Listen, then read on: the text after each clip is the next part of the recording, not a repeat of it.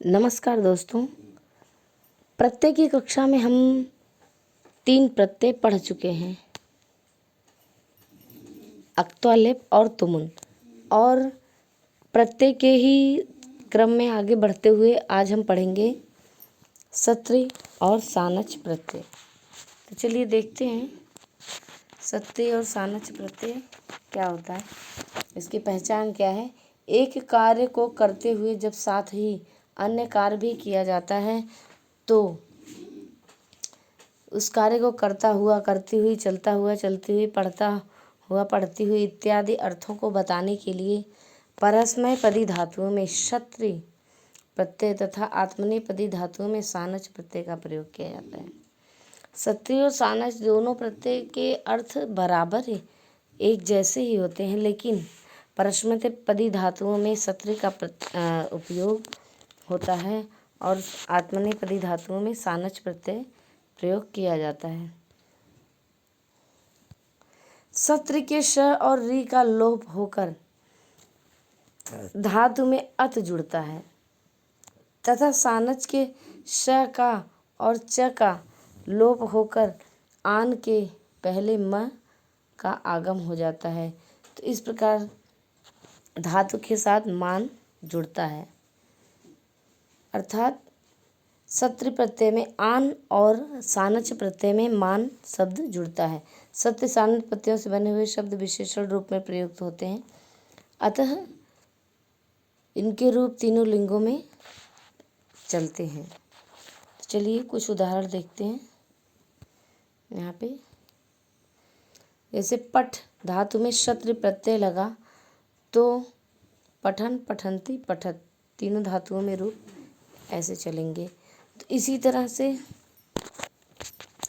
लिख धातु में सत्रि प्रत्यय लगा तो लिखन, लिखन्ति, लिखत रूप चलेगा। हस धातु में सत्रि प्रत्यय लगा तो हसन, हसन्ति, हसत लगा। और इसी तरह से सेव धातु में जब सानच प्रत्यय लगा तो सेवमानः, सेवमाना, सेवमानम रूप बना। और मुद में जब सानच प्रत्यय लगा तो मोदमानः, मोदमाना, मोदमानम शब्द बना। वृत्त में जब सानच प्रत्यय लगा तो वर्तमानः, वर्तमाना, वर्तमानम शब्द बना। ये वर्तमानः पुल्लिंग है, वर्तमाना स्त्रीलिंग और वर्तमानम नपुंसकलिंग है। वाक्य में प्रयोग करते हुए सत्रि सानच प्रत्ययान्त शब्दों में उसी लिंग का विभक्ति तथा वचन का प्रयोग होता है जो विशेष्य का होता है। चूँकि हम इसका विशेषण रूप में प्रयोग करते हैं तो जो लिंग, वचन और विभक्ति विशेष्य का होगा वही इस प्रत्यय का भी होगा।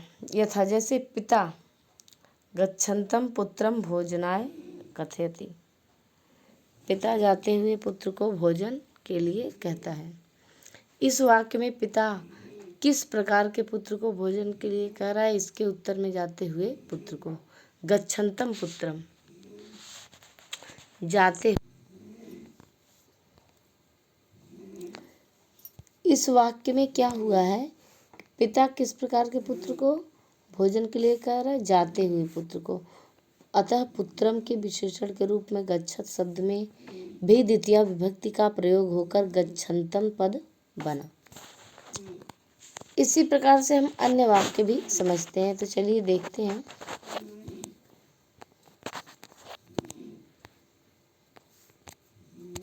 यथा विद्यालयं गच्छन्तीभिः बालाभिः मार्गे कपोतः दृष्टा, विद्यालय जाती हुई लड़कियों ने रास्ते में कबूतर देखा।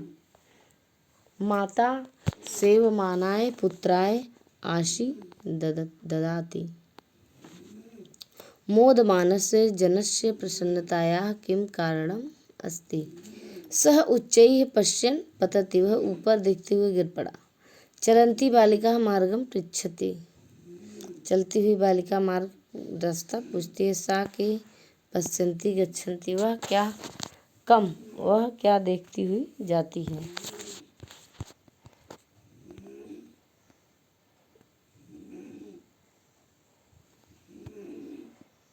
तो गम में सत्र प्रत्यय लगेगा तो गच्छत होगा, जाता हुआ, गच्छन गच्छन्ति गच्छत। इसी प्रकार से दृश्य में सत्र प्रत्यय लगा तो पश्यत होगा, देखता हुआ, पश्यन पश्यन्ति पश्यत। दा में क्षत्रि प्रत्यय लगा तो ददत, देता हुआ अर्थ होगा। यह तीनों लिंगों में रूप होंगे, यच्छन यच्छन्ति यच्छत। पा में क्षत्र प्रत्यय पिबत शब्द बना, अर्थ होगा पीता हुआ, पिबन पिबन्ति पिबत। भू धातु में क्षत्र प्रत्यय लगा तो भवत रूप बना, अर्थ होगा होता हुआ। और यह शब्द होंगे इसके तीनों लिंगों में भवन भवन्ति भवत।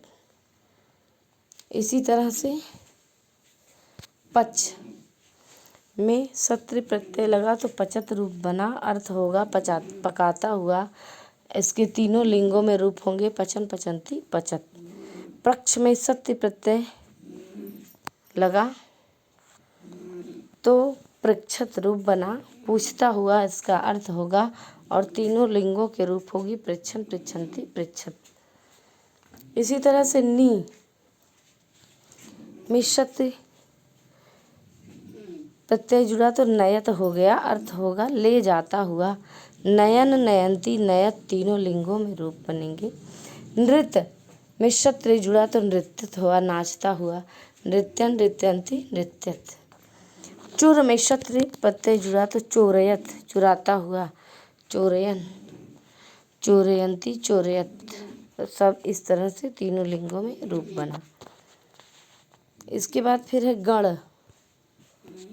गण में क्षत्र प्रत्यय लगा तो होगा गणयत, अर्थात गिनता हुआ, गणयन गणयन्ति गणयत।